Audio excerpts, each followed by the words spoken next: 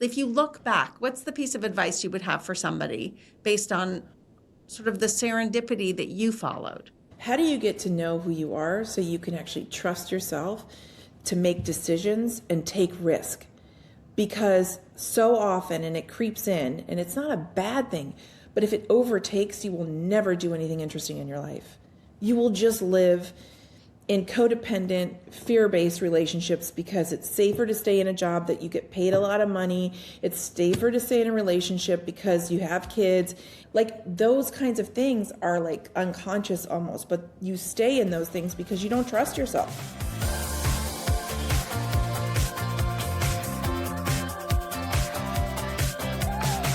Today on The Messy Parts, we're going to have on Katrina Markoff. She is the founder of Violet Flame. It's an incredible high-end chocolate company, her second, because her first was Vosges, which she lost after her marriage fell apart, a big deal fell apart, and her entire life, frankly, fell apart. So this is a story about resilience and how you learn to trust your intuition and make hard decisions early before everything blows up. Katrina, thank you so much for agreeing to come on. I'm so excited to have this conversation. Usually we shoot in our living room, as I think you know, but we decided that we would give it a go and actually do a Zoom because I know you're in Chicago and we're in New York. You and I got a chance to meet when I lived in Chicago when I was the global CMO at Hyatt Hotels. I have this incredible, vivid memory of being at the hospital, coming to find you when there was this incident around your husband. And we're going to get all into that because it was a very memorable moment, I'm sure for you, but also for me. I want to kind of go back and start a little bit before that. I want to start with sort of the young Katrina, right? I know you ended up going to Vanderbilt and you studied chemistry and psychology, which is not the usual way most people find their way into the world of chocolate. What was that journey that brought you even to Vanderbilt? I mean, I think the young me, which is the real me, was developed probably from the time I was like 5 to 10 maybe. And so I think that was probably the most formative way of talking about like who I am, because I grew up with not a lot of parental supervision. And I remember loving chemistry as a kid, like really young. I wanted to get a microscope. And I was fascinated with cooking. And my grandmother lived next door to me, and she would make yogurt with me and showed me how to ferment it and how the temperature was important. And I started seeing changes in states of matter, and like my imagination was my best friend. My mom wasn't around a lot because she had to work, and my parents were divorced. And I had to run the garage sale. And we lived on this really busy road. It was like an interstate highway, but there were like... What town? Remind me what town you were. Fort Wayne, Indiana. And I thought, well, it would be so much better to have a garage sale with selling some cakes. And I had an easy bake oven and made cakes, frosted them. And I was a shy kid, and I think my way of breaking the ice with people was cooking, making food and trying to make them happy through giving them food. And then when I got into high school, I had a cake business. And not only was I making cakes, but I would like decorate the room. And because my mom worked all the time, so when she'd come home, I wanted to express like a connection with her or gratitude. So I would like decorate the house. Like if she was gone, I don't know. It's just like that. This was what I was doing, sort of shaping like an experience with the cake. Well, how'd you end up going to Vanderbilt for chemistry? I had a great science teacher in high school, and I was in AP science. I knew I loved chemistry. And then I didn't know. My brother was dyslexic, but I clearly had some kind of ADHD, but all the attention was on him being dyslexic and having a really hard time with school, that I kind of developed my own language of how I got through school.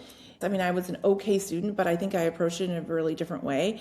And I started... What way did you approach it? I started like realizing there was this other system at play in the world that was like sort of outside of words and language. It was like these, I guess, signs, like things that felt like it was the right thing. And I remember in 8th grade, I saw the word Vanderbilt because, you know, it was on the jeans and there was a perfume and the whole... Oh, Gloria Vanderbilt. Yes, right.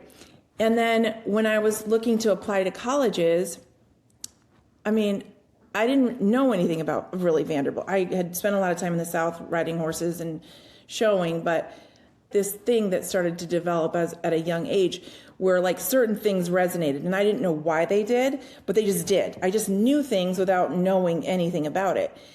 And so I started to just trust it. And so if it felt right, I just did it. You were a good enough student to get into Vanderbilt and be able to study chemistry and psychology. How do you end up pivoting from that to the world of, I mean, not just chocolate, but high-end chocolate? I had this woman who was a bit of a mentor for me, and she said, let me just tell you, you don't want to do something you don't really love to do because you're going to spend a lot of time doing it. So, because I was thinking I'd be a doctor or whatever. And so she gave me this book, Where Your Heart Leads You, Success Will Follow. She gave you this book, and the book was called Where Your Heart Leads. Where Your Heart Leads You, Success Will Follow. And so there were these exercises to go into a beautiful natural environment, to somewhere in nature.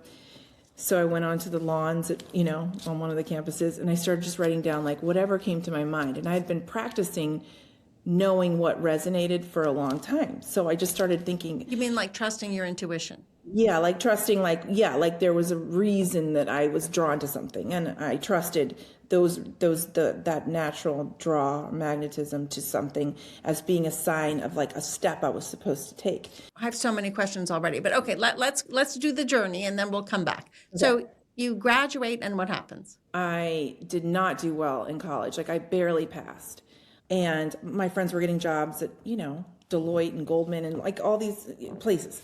And I was like, that's just not the path for me. And I told my mom, I really think I want to go to culinary school. And she's like, after Vanderbilt? I'm like, well, it's just what I'm drawn to do. Like, I've always wanted to work, I think, with my hands in some way. It's like heart and hands and head, like all together. And I really felt like I wanted to do it. And she said, well, all right, if you're going to go to culinary school, just make sure you go to the best one you can find.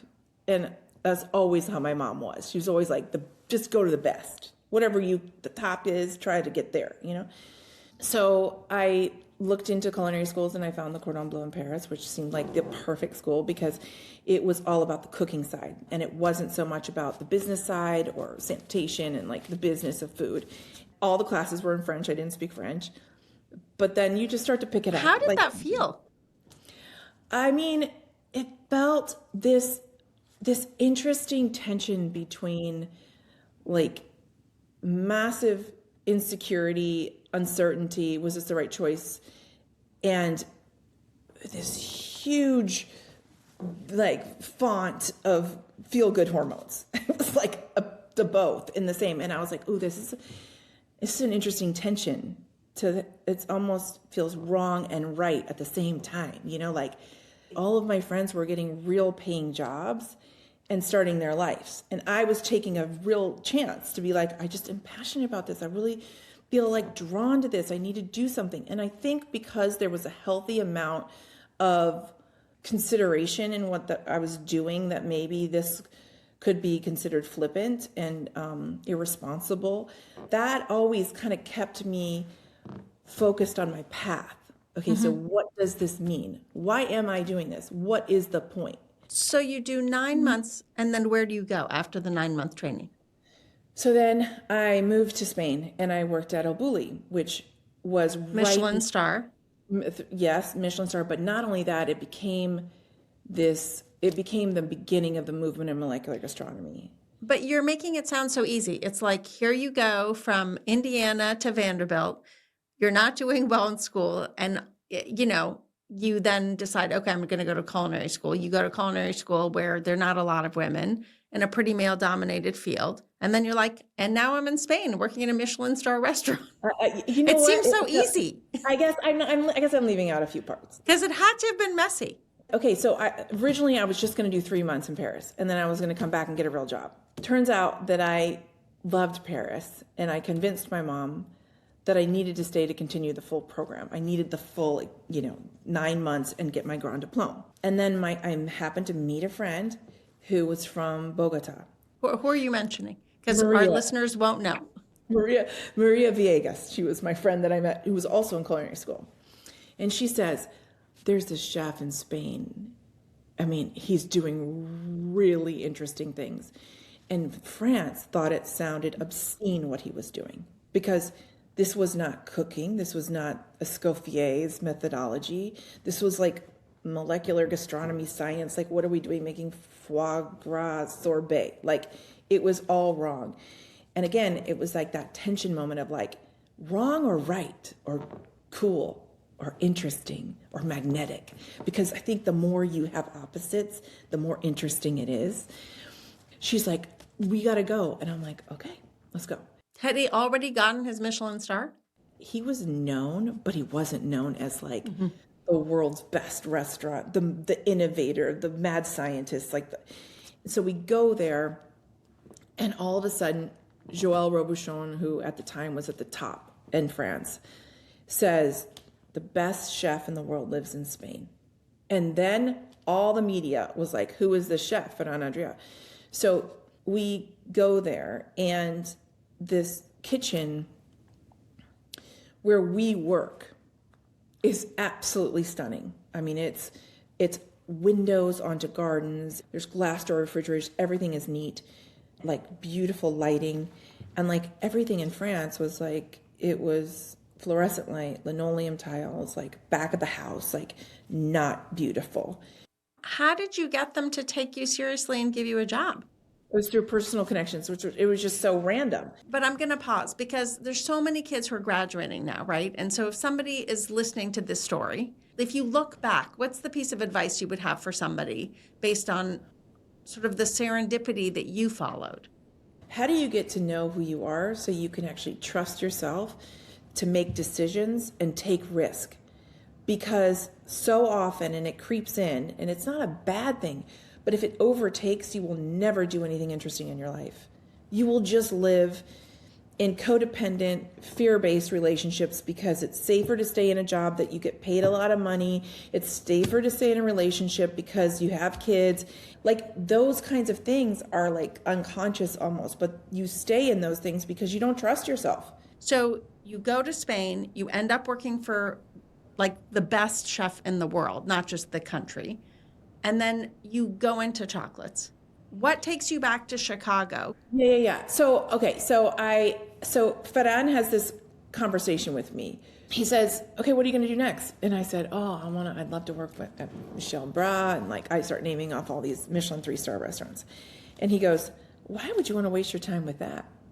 Use your imagination and your palate to guide you and go travel the world. As if I just could get a ticket to travel around the world, right? Well, just turns out my mom had been making a little bit of success. So we were born pretty poor. And then my mom started like figuring stuff out. And we have this little house that I grew up in on the side of this highway. And she rents it out to a guy that works at Delta. And the guy says, oh, Michelle, you're so nice. Let me help Katrina. What is she doing? And she's like, oh, well, she just called me and said she wants to travel around the world and use your imagination and palate to guide her. He's like, oh, I can get you a great deal on a ticket around the world with Delta. $800. That's amazing. Like, this is what I'm saying. Once you start to trust that things are going to show up, I just always thought everything was going to work out.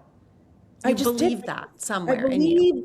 I believed it. I felt it.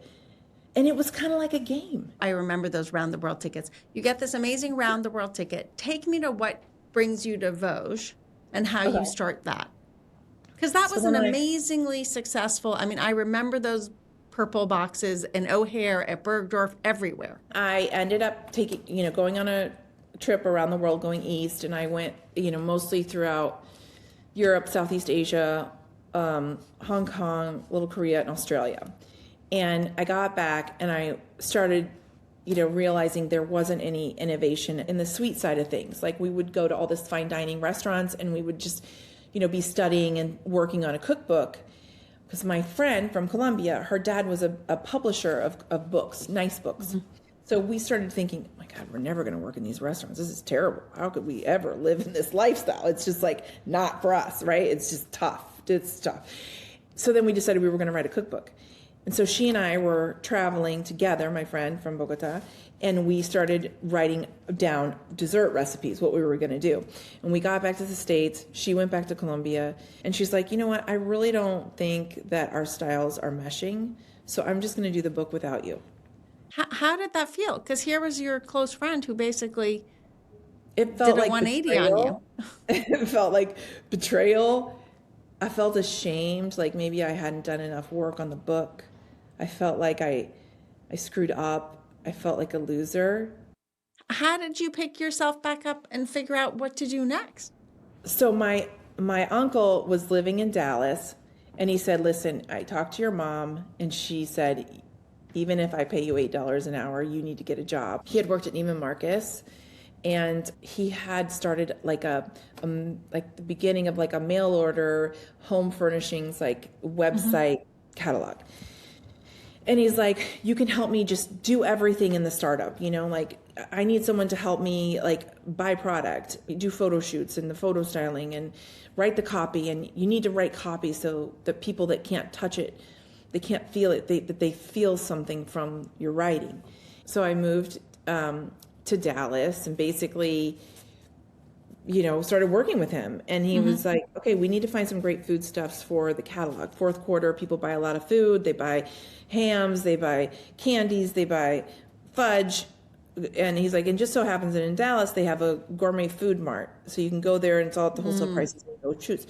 So I went there and I started looking at what they had. And I was like, "Oh my God, I would never put any of this in my body. Like it's all like preservatives and chemicals, and the story was all the same. It was like my grandmother's recipe, my old story, my old.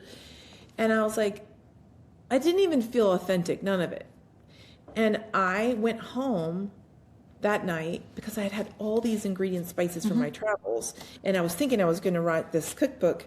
For some reason, I had this necklace on from the Nagaland tribes. And I started researching what this necklace was made out of, and I found someone who told me this was all tiger's teeth, and I thought it was shell.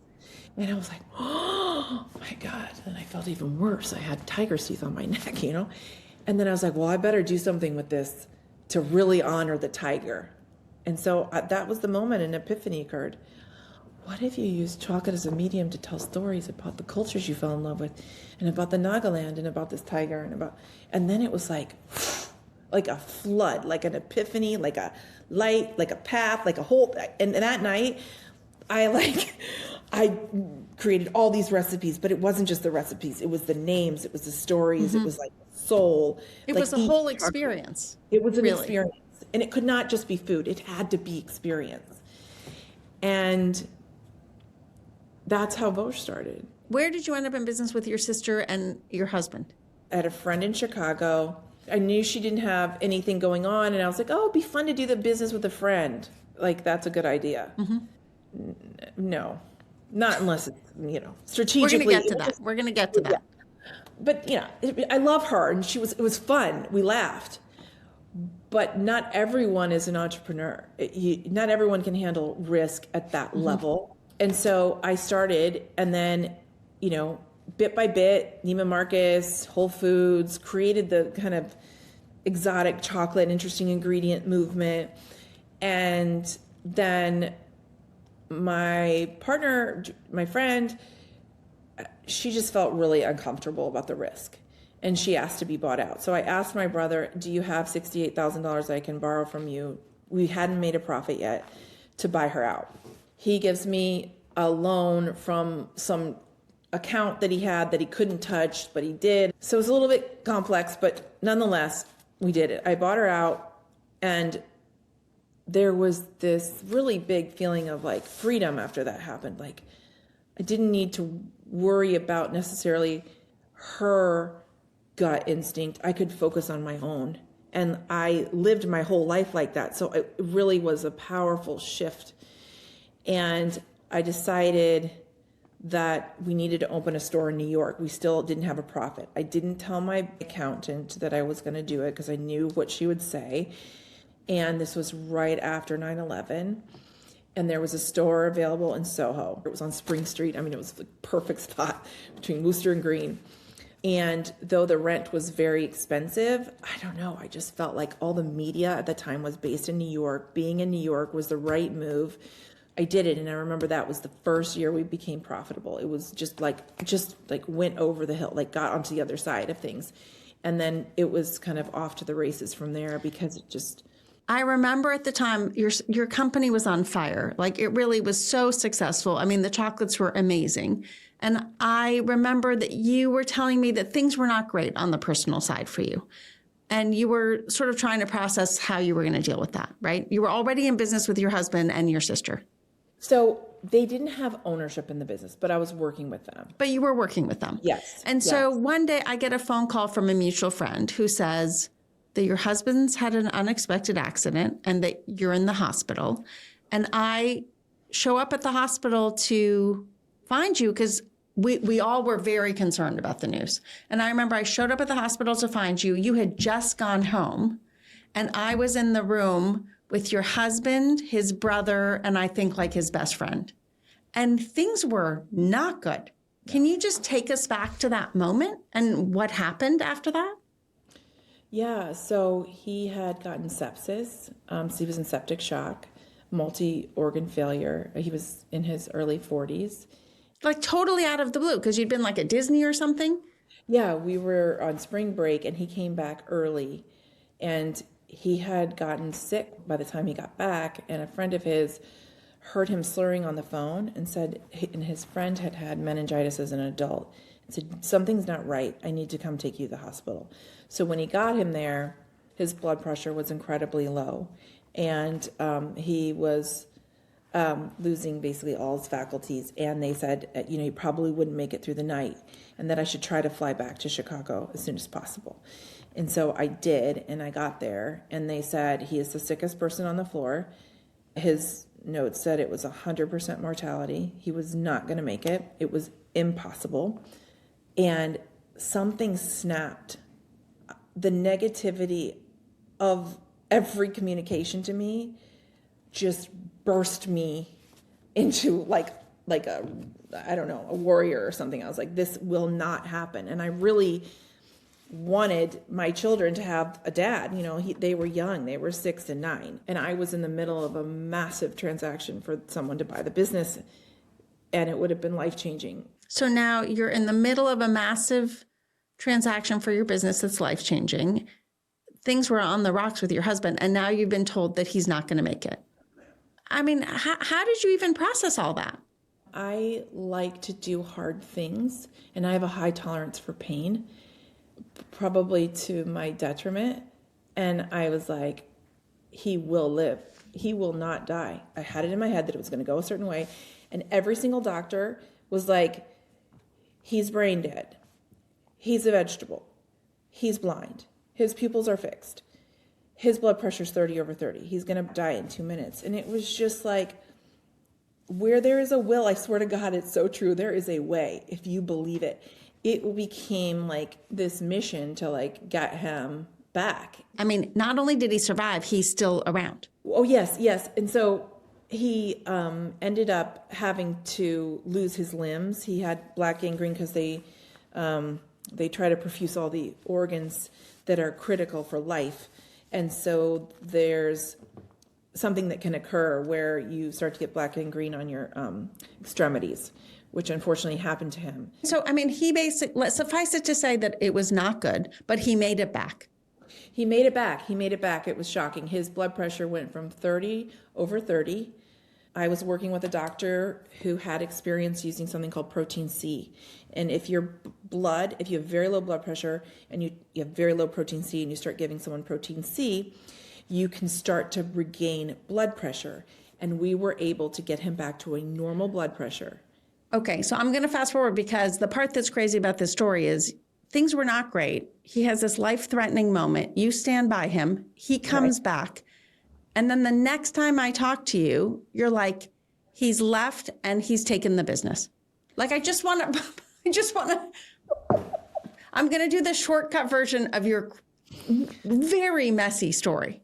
Because this then, like your baby, not only does your marriage unwind, your baby, your business also leaves.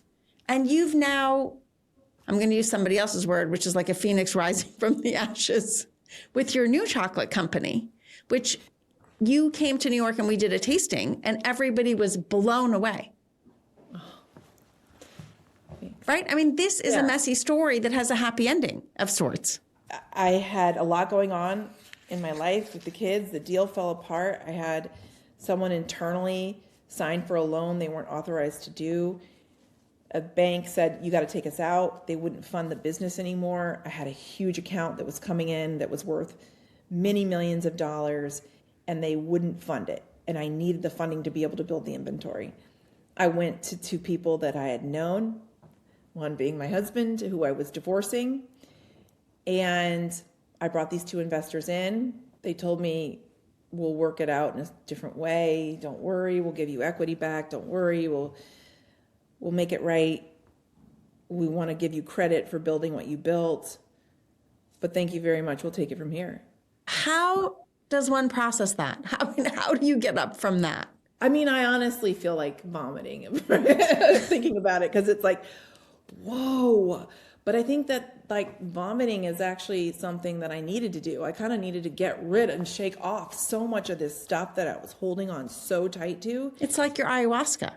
Yeah, I guess so. I mean, it really is. I mean, I feel like I knew I needed to move a long time ago, and I wasn't doing it. I was holding on tight, not allowing change to happen for fear of the unknown. But this goes back to where we started, which is sometimes we hold on to things. Sometimes we think the things that people tell us are right. And you were forced into a situation where we could say you shed things, but frankly, everything just totally fell apart. Yeah, it completely fell apart. And why don't you tell us why you decided to go back, and tell us about your new line? Because everybody should go out and buy some chocolates from you. Because this is the phoenix rising from the ashes, and it's a good time to stock up on really amazing chocolates. Thank you. Thank you. Well, I think what I ended up realizing, that I needed to make my own medicine. I needed to be my own healer. And I was in a pretty bad spot. Mm-hmm. Materially, nothing, emotionally, physically, spiritually, energetically. I mean, it was just a complete razing of the building. Like, it was burned to the ground. And I was standing there going, okay, I'm going to do another chocolate line. I'm going to okay, I feel like when you get into something that you might call massive, I'm not going to use the word trauma, but something that's massively moving you, because you knew, and I knew I should have moved a long time ago, but I didn't. I stayed, I held. And then I needed to be kicked to the curb in order to move. And so be it. And that's what happens when you don't listen to the subtle nudges. And so I decided that in this new brand that I was What's the brand called? Tell us about the chocolate. Violet Flame chocolate. That the Violet Flame chocolate was going to utilize the power of imagination and an exercise of connection to true self, to essence, so that through the tasting of chocolate, through this energetic experience, you would be able to remember who you are and start to trust yourself. This is so interesting to me, because you were always somebody, from the minute I met you, you were somebody who had a very spiritual side to her, right? There was all these mythical things about you. And yet you didn't trust, even though you did trust yourself on the one hand, right? Because you started this incredible high-end chocolate line. You didn't trust yourself on another hand, because I remember coming to see you and giving the boys a ride in the car, and you thinking that you were going to leave him, but not being able to pull the trigger. And then the world turned things on its head for you, and it sort of forced you into that situation. Yeah, I know. Why do I feel the incessant need to make things better when they're not working? Like, wasn't that a human thing? Don't we all have that?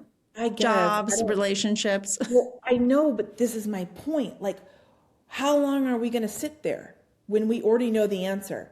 And then you let other people's opinion, you let the logic of the mind, which is very loud. The mind is critical and loud, and it's helpful, but it overpowers the wisdom of the body almost all the time, a lot. Well, I know you came last December to New York, and we invited some people to try your chocolates, and everybody became obsessed and wanted to support the chocolates, not just because of your story, but because they were unbelievable. So we're going to tell everybody where do they find your chocolates? violetflamechocolate.com. Exactly. Yes, violetflamechocolate.com. And What's and your favorite? What's the flavor that they should try? I mean, Because, they're not Hershey's. No knock on Hershey, because we do love a good Hershey. no.